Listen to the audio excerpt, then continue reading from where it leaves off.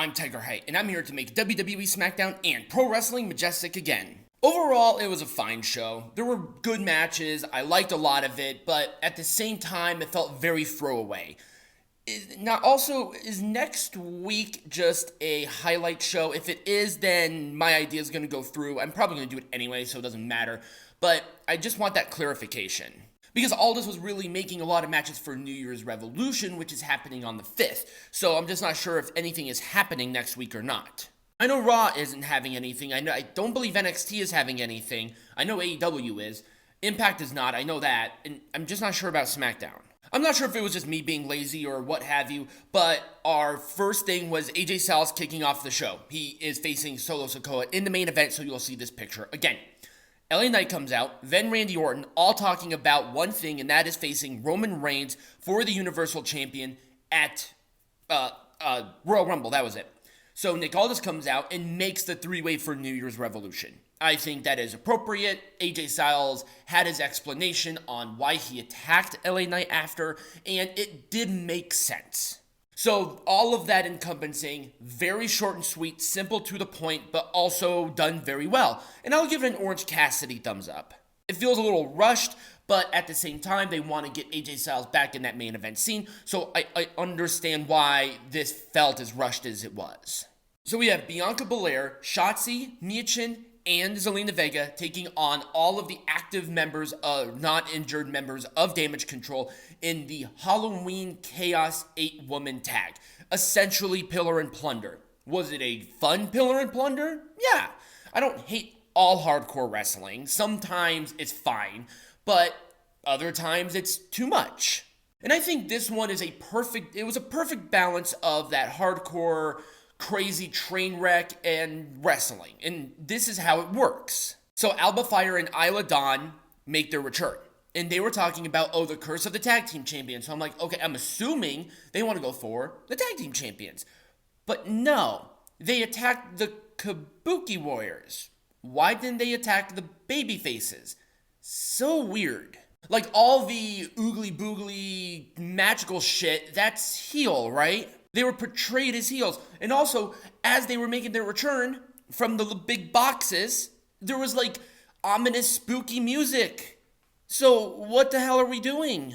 Anyway, it was a senton for Michin to pin the champion, to pin Io Sky for the babyfaces to win. And the crowd was super into it. So maybe that's why I enjoyed this more than maybe I should have. But yeah, full thumbs up. Kevin Owens versus Carmelo Hayes in our first of two United States Championship Tournament semifinals matches.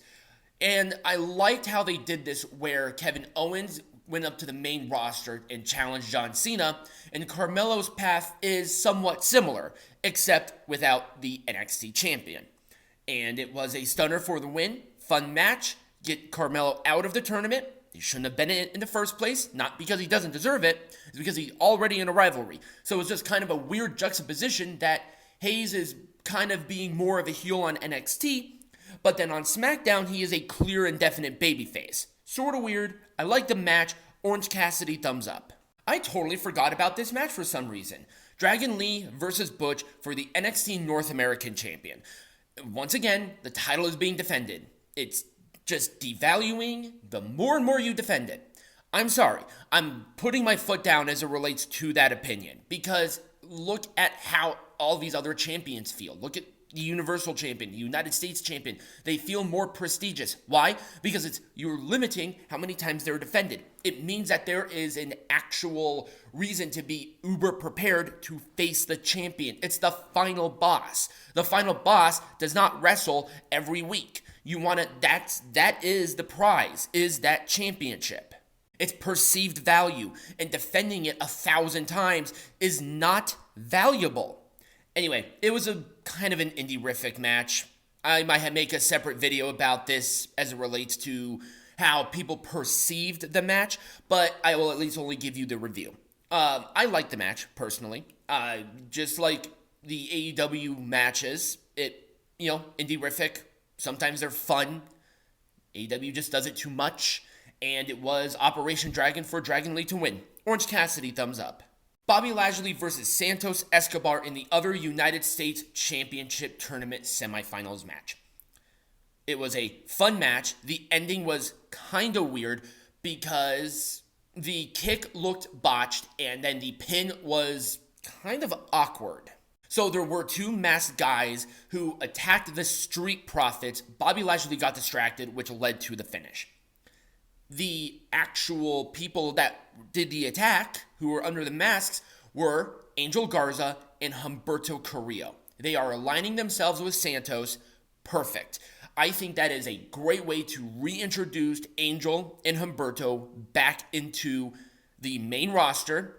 Santos now has a faction to go up against the LWO. So this really works for me. You extended that rivalry. And Santos now, who is in the finals in the United States Championship Tournament, this might be his time to win the belt. So yeah, the ending was just kind of odd, but I did like the reintroduction, so it gets an Orange Cassidy thumbs up. And in our main event, AJ Styles, Solo Sikoa. AJ is going after Solo and all the members of Bloodline because he wants to get his hands on all of them because they took out AJ for 3 months. AJ's juxtaposition as it relates from his gear, his demeanor, but then also still kind of being a anti-hero babyface, it's just really, really strange. Solo and AJ were having a fine match up until the end where Roman Reigns just randomly attacked. And the crowd was pretty dead for that too. That's so odd, I don't know why. There was a post-match attack with all the members of Bloodline. Randy Orton came out, Jimmy Uso came out, so there was 3-on-2 again, and then LA Knight came out and ran off all members of Bloodline. But after that, because AJ warned Orton and Knight to stay away from ringside, he started to attack LA and Orton. Then LA and Orton attacked each other, which sets up for that triple threat match. Once again, that triple threat match is not next week, it is the week after. And that was SmackDown. Let me know what you thought about not only SmackDown, but also my review in the comments down below or right over here next to me. Subscribe to the channel, follow the channel, become a patron. As always, be majestic.